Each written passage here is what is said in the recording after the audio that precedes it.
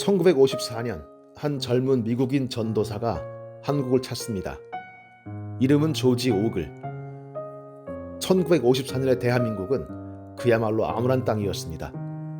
전쟁은 끝났지만 가난과의 전투에서 여전히 많은 사람들이 쓰러지고 있었고 희망은 꺼진 담뱃불만큼도 보이지 않을 즈음이었죠. 조지 오글 전도사는 대전에서 중고등학생에게 영어를 가르쳤는데 함께 생활한 한국인 신명걸 전도사로부터 명걸이라는 이름을 따고 오글성에서 오를 가져와 오명걸이라는 한국 이름까지 가지게 됩니다. 3년 뒤 오글 목사는 미국으로 돌아가는데 그가 관심을 가진 분야는 여느 복음주의 선교사와는 달라도 많이 달랐습니다. 시카고 지역의 가난한 사람들을 위한 목회 그룹에 들어가 그 가난을 이해하고 극복하고자 하는 목회 운동에 열성적으로 참여한 거죠.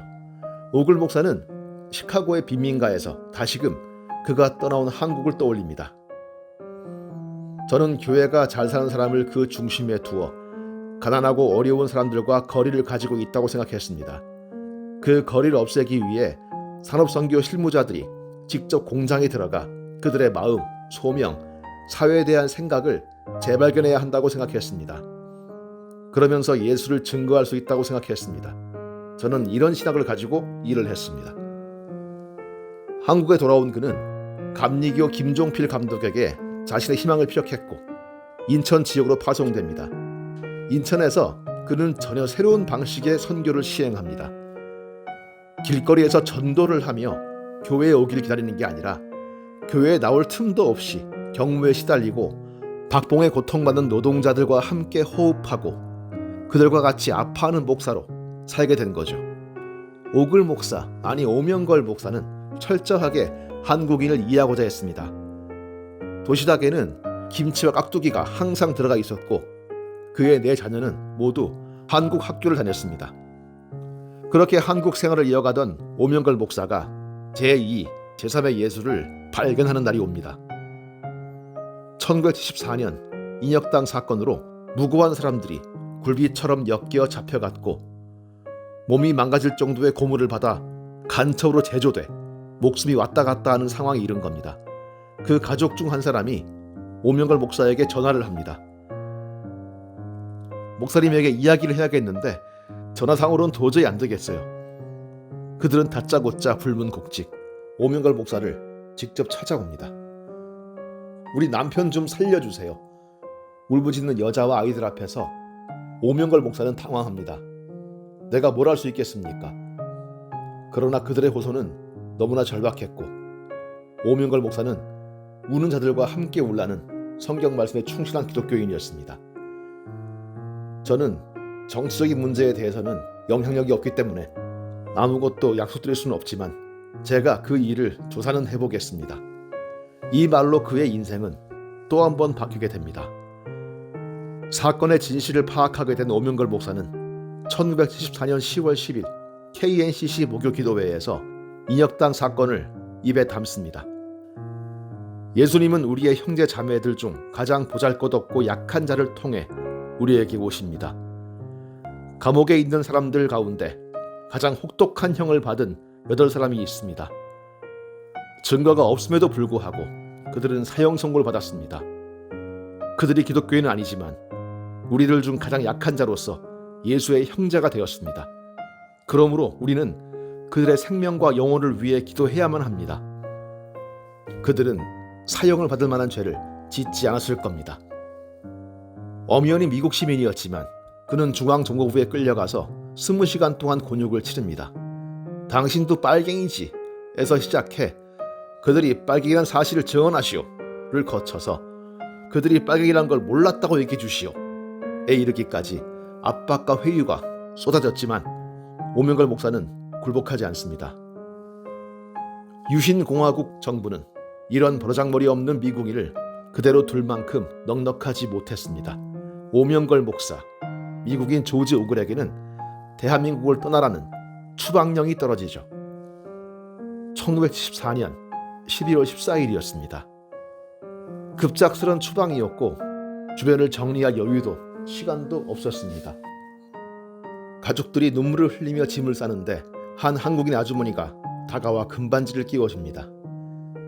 인혁당 관련자로 사형 선고를 받은 이의 아내였습니다. 오글 목사는 금반지의 뜻을 이렇게 받아들였습니다. 배란간 떠나게 되면 돈도 뭣도 없을 테니 반지라도 팔아서 돈을 마련하세요. 울컥했겠죠. 사형 선고를 받은 이들의 얼굴이 스쳐갔을 것이고 10수년의 한국 생활 동안의 희로애락이 너무도 원통하게 가슴을 흘러갔겠죠. 트랩을 반강제로 떠밀려 올라가면서 그는 외칩니다. 대한민국 만세! 하나님이 함께하기를!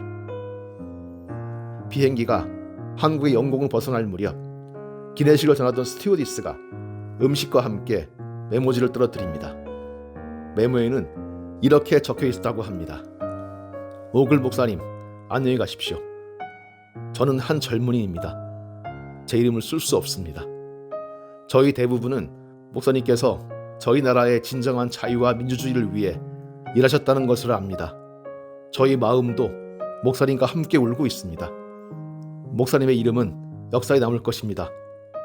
상황은 변할 것이며 머지않아 목사님께서는 일을 계속하기 위해 한국으로 초청될 것이라고 저는 생각합니다. 제발 건강하십시오. 시커먼 하늘과 바다 사이에서 오명걸 목사, 조지 오글 목사는 눈물을 쏟고 말았습니다. 그때 그의 얼굴을 감싼 손에서 빛나던 금반지를 건넨 사람은 인혁당 관련자 우홍선의 아내였던 강순희 씨였습니다. 처음에 오명걸 목사에게 전화를 걸고 찾아왔던 사람이기도 했죠. 남편을 너무나 사랑했고 죽음으로부터 건져내기 위해 모든 일을 다했던 그 바람도 헛되이 금반지의 기원도 아랑곳 없이 박정희 정권은 대법원 사형 선고 다음 날 새벽 관련자 8명의 사형을 집행합니다. 오글 목사는 미국에 간 이후에도 인혁당 사건의 진실을 밝히기 위해 노력했고 미 의회 청문회에서도 증언했지만 인혁당 사형 집행 소식을 들은 뒤 견디기 힘든 괴로움에 시달렸다고 합니다. 추방 이후 수십 년 동안 그는 손가락에서 강순희 씨가 준 금반지를 빼지 않았습니다.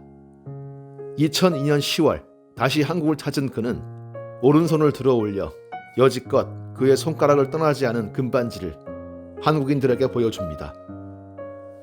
오글 목사는 2020년 11월 15일 세상을 떠났습니다.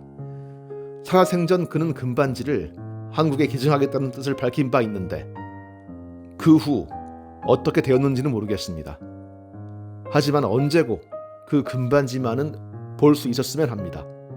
파란 많았고 곡절 많았고 잔인하고 참혹했으나 어둠에 저항하는 빛이 그치지 않았고 불의에 맞선 사람들의 연대가 사라진 적이 없었던 역사를 그 금반지만큼 찬란하게 드러내는 존재가 또 있을까요?